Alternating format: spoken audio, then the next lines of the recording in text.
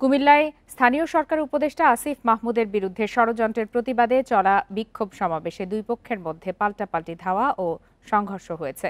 এতে অন্তত ১০ জন আহত হয়েছেন। প্রত্যক্ষদর্শীরা জানান, বিকালে মুরাদনগর উপজেলার আল্লাহ চত্বরে বিক্ষোভ সমাবেশের ডাক দেয় আসিফ মাহমুদের সমর্থকরা।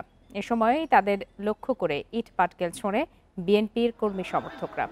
এরপর দুই পক্ষের মধ্যে পাল্টাপাল্টি ধাওয়া ও সংঘর্ষ হয়। আসিফ মাহমুদের সমর্থকদের দাবি, বিএনপির ভাইস চেয়ারম্যান শাহ মোফাজ্জল হোসেন কায়কোবাদ সমর্থিত পক্ষের লোকজন এই হামলা চালিয়েছে। আর বিএনপি নেতাকর্মীরা বলছেন, একই জায়গায় তাদের পূর্ব নির্ধারিত কর্মসূচি ছিল।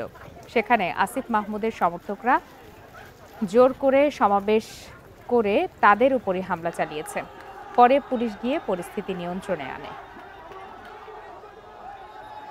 মিছিল চলাকালীন সময় যেহেতু একটা ইনসিডেন্ট ঘটছে, ধাওয়া পাল্টা হয়েছে, এখন এটা আসলে অ্যাকচুয়ালি কাদের কারণে হয়েছে এটা আমরা পরবর্তীতে তদন্ত করলে বা তথ্য কালেকশন করলে আমরা জানতে পারবো, তখন আমরা আপনাদেরকে জানিয়ে